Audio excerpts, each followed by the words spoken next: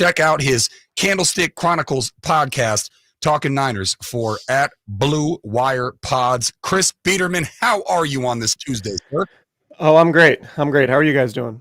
We're doing all right. Doing great. Just having fun, talking about sports, all that good stuff. We're having an argument so far on this show, and it's about whether the defense or the offense was to blame last night. I say if your defense lets up 22 points, you should win the game. I blame the offense. Emil over here, he blames the defense. You can look at Kirk Cousins, 300 and however many yards. Who do you blame for last night's loss if I have to just pin you down to either defense or offense?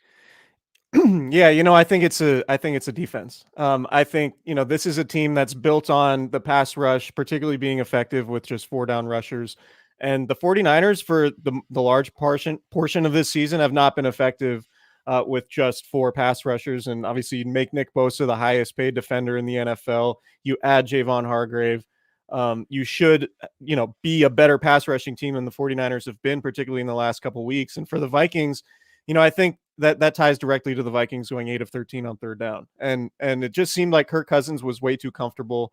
He was able to get to his spot. He wasn't moved off of his spot nearly consistently enough.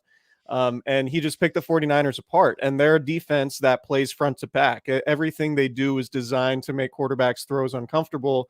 They're not the type of secondary or scheme that is just designed to cover everybody for 5 seconds and then slow opposing offenses down. So to me, it was the defense. But the thing that really stood out to me is how many things went wrong on all facets, right? You had the offense going down and not scoring deep in Minnesota territory with the fumble and then the missed kick. In a game you lose by 5, obviously that's huge. The defense, we talked about their issues on third down, but also Steve Wilks calling a 0 blitz with 15 seconds left leading to that touchdown. Also in a game you lose by 5. I mean, so it's, you can look at a myriad of factors, but if we're trying to pinpoint the one that's maybe most alarming, I think it's a defense, because typically we've seen this team, even when they've lost games, the defense has played really well. Defense didn't play well last night, 452 yards. I know it was only 22 points, but realistically it probably should have been 25, if not for that missed field goal the Vikings had late in the game too. I just thought the defense was surprising, and they have to figure it out, because the way this team's built, if they're not rushing the passer effectively, they're going to have a hard time reaching their goals, which is obviously being the number 1 seed and getting to the Super Bowl. Yeah, absolutely. And I was appalled at the decision at the end of this first half to call that cover 0 blitz. Obviously, Deshaun Gibson bit on the deep route and Jordan Addison broke away. But what have you made of Steve Wilks' play calling this year? He's kind of mixed and matched and kind of had to adapt to the Niners and what they do on that wide 9 scheme. But his ability to not go conservative with the zone and then also go to blitz, it feels like he's kind of guessing sometimes, Chris. Yeah, the 49ers, it feels like the last couple games in particular have really gotten killed by screens. And I wonder if there are tendencies picked up by offensive coordinators that can figure out when a screen is coming and when to dial up when to dial up the screens. So yeah, I mean, the thing is, maybe with the exception of D'Amico Ryans, the 49ers, since Kyle Shanahan's been there, they've had issues with their defensive coordinators early in their tenures, right? Like even in 2017 and 2018, Robert Saleh faced a lot of criticism, right? And then it turned out he ended up being a really good defensive coordinator once they had the personnel and the foundation in place. D'Amico Ryans didn't really go through that sort of early learning curve because it was largely the same scheme and he had already been on staff. I think there are probably elements of Steve Wilks being new and still trying to figure things out with their personnel. But I mean, to me, it's more about the players. Like the players have to perform. And I think, Steve Wilks might not be as good of a defensive coordinator as D'Amico Ryans or even Robert Saleh, but he still has one of the most talented defenses, if not the most talented defenses in the league. And so I just think that, there could be an air of, this is still a transition. They're still trying to figure things out, but Nick Bosa isn't playing at nearly the game wrecking level he did last year for certain. Fred Warner had some plays that I'm sure he'd like to have back last night, even though he is flying around the field and still playing at a pretty high level. There are a few plays there where whether it was coverage against TJ Hawkinson or overrunning an outside run, right? There's still plays where I think the players are leaving things on the field too. So I think it's probably more an element of this still being in the feeling out period. Steve Wilks is probably still an upper echelon defensive coordinator, but to me, it's on the players to figure this thing out because they're the ones getting paid and they're the ones going out there and they need to. And Nick Bosa said it last night. They just need to play better and be accountable for it, and because that's how this team is built. Chris Biderman, good enough to join us. Check out his Candlestick Chronicles podcast. Zachariah and Emil here on Sactown Sports 1140.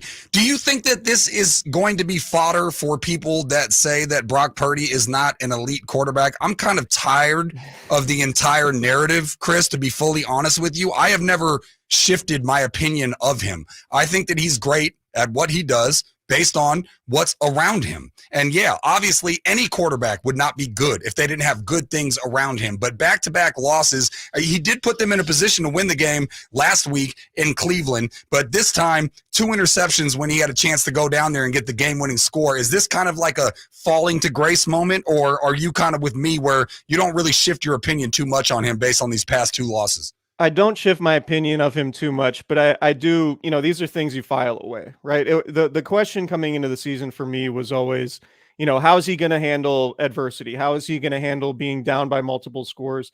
Because he never really had to deal with that situation last year. I know he had the Raiders game, but that was, that was one game last year where things, where the defense didn't play particularly well and he did have to score and he did step up in those moments. But, he was never going to win every single start, right? So the 49ers were going to lose some games with Brock Purdy as their quarterback. It's just how it is. They weren't going to go 17-0. But, to your point, like, I do think there's an element of him being treated unfairly. Sure, he's in a good system. Sure, he has good weapons. But, like, Patrick Mahomes has had Tyreek Hill and Travis Kelce, right? Josh Allen has had Stephon Diggs. Jalen Hurts has Devontae Smith and AJ Brown. And, we talk about, Brock Purdy has Brandon Ayuk and George Kittle. And, people are using that against him. I just, he's playing at a high level. He's functioning within the system at a very high level generally. Obviously, the 2 interceptions last night notwithstanding. So I think the conversation around him is a little bit unfair just because he's not this rocket arm quarterback who's making tons of plays outside the structure. The 49ers still have one of the best offenses in the league, and he is making difficult throws with anticipation and ball placement and accuracy, obviously. So it's like he's doing all these things that Kyle Shanahan wants from a quarterback. I'm just not of the mind that you can really denigrate a guy because of the surroundings. It's like, are we going to say Joe Montana wasn't really as good as he was because he had Bill Walsh as his coach, or he threw to Jerry Rice? Rice, Roger Craig, right. John Taylor, yeah. So like, I get it. Like, he doesn't look like Patrick Mahomes and Josh Allen and Justin Herbert and all that, but he's still playing at a really high level. And at some point, if he continues doing this year over year, then we're going to have to consider him one of the better quarterbacks in the league. I think, that's the difference between elite quarterbacks and guys who are just sort of flash in the pans. Can you do it year over year, right? Because we saw Case Keenum take the Vikings in 2017 on a deep playoff run, right? But Case Keenum didn't have that staying power. And I'm not saying Brock Purdy's Case Keenum, but the difference is, can you do it year after year after year? And that's ultimately how we're going to learn about Brock Purdy, not just a 2-game sample size, because we knew coming in he wasn't going to go undefeated as a 49er starter. Yeah, absolutely. And then now we're about a week away now from the trade deadline. I believe it's Halloween next week. After these 2 games, obviously there's much more concern on, about the offensive defense. What areas do you see, Chris, that they need to address, that John Lynch needs to address going into the trade deadline that could help this team go further and possibly have a deep playoff run? Yeah, it's interesting because, we came into the season thinking that the 49ers have, the most talented roster in the NFL, and I still believe they do, and they're just not playing up to that standard. Look, I think you could add a receiver if Deebo Samuel's absence is going to be prolonged. I think you could potentially add pass rushing help. But again, you still have an extremely expensive defensive line with Nick Bosa and Javon Hargrave and Eric Armstead there. So could you go get somebody? Sure. I mean, a lot was made about the 49ers clearing that cap space and getting, $40 million in cap space. The thing with that cap space, it rolls into next year. They need all that cap space just so they can afford next year's team. They basically increased their cap spending from, 240 to 280 next year. That's why they created that space. They still do have flexibility and they still can restructure some contracts next year to create more space, but they are relatively capped out. It's not like they created 40 million in cap space and just gave themselves a license to go spend $40 million.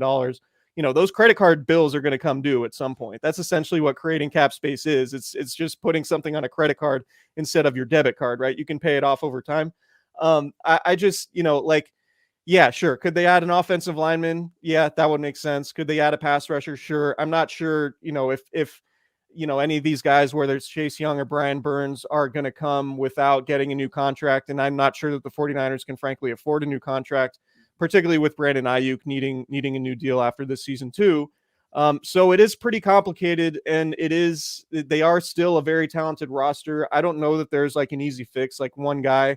Randy Gregory has been, I think, pretty good in his limited run that he's gotten. But again, like, I didn't think they would go get Christian McCaffrey last year, despite the rumors coming out that they were interested. So maybe they're going to be more aggressive, and they can finagle the cap and make it work if they really wanted to. I just think at some point, like, how expensive can a team be? We're looking at a $280 million payroll next year before all these restructures. That's a pretty substantial amount. And ultimately those bills are going to come due at some point. We'll get you out of here on this one, Chris. I know it's early, but we are approaching we're at least the third. We're not quite the halfway through part of the season. Almost a half. Okay, almost a half. Who do you see as the biggest threat to the Niners? I still see them as the best team in the league. I know the Chiefs are always going to be up there when you have Patrick Mahomes.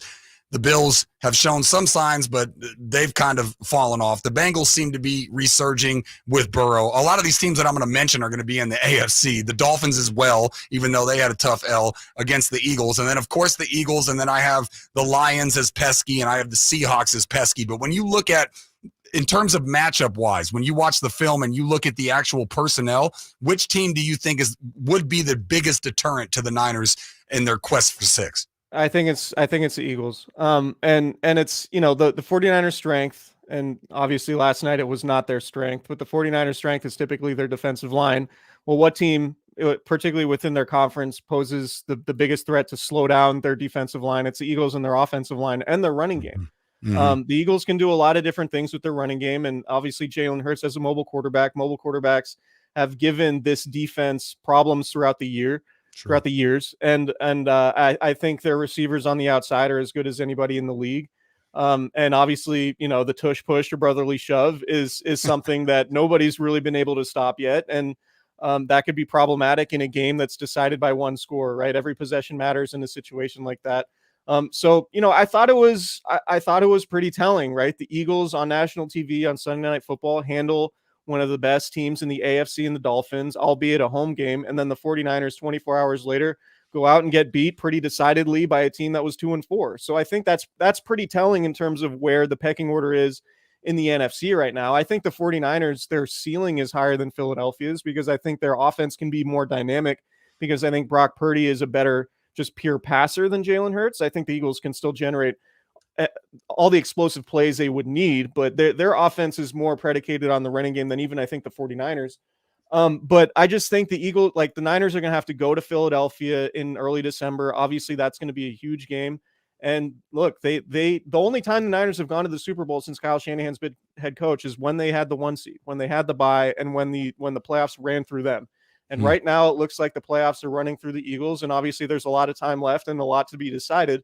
But in terms of the 49ers reaching their goal of getting the 1 seed and getting to the Super Bowl, I think it's Philadelphia. And then, we can talk about the AFC teams if they're able to get past Philadelphia. But for right now, given what happened Sunday night and last night, it's hard to look at any other team for the 49ers right now and say, they're a bigger impediment than the Eagles, because I think the Eagles have a clear leg up right now. Chris Biderman, follow him at that name, at Chris Biderman on Twitter or X or whatever the kids are calling it. Check out his Candlestick Chronicles podcast. We appreciate your time, Chris. Enjoy the rest of your Tuesday. Thanks, Chris. No problem. Thank you guys for having me. See you. There you go, Chris Biderman. So he sided with you. I lose. Another L for me. I'm just taking L's all over the place. You know what I mean? What Jameis Winston was like eating those W's. Eating an L right now. I'm eating the L's. He's eating the L's. I'm eating the L's. Coming up next,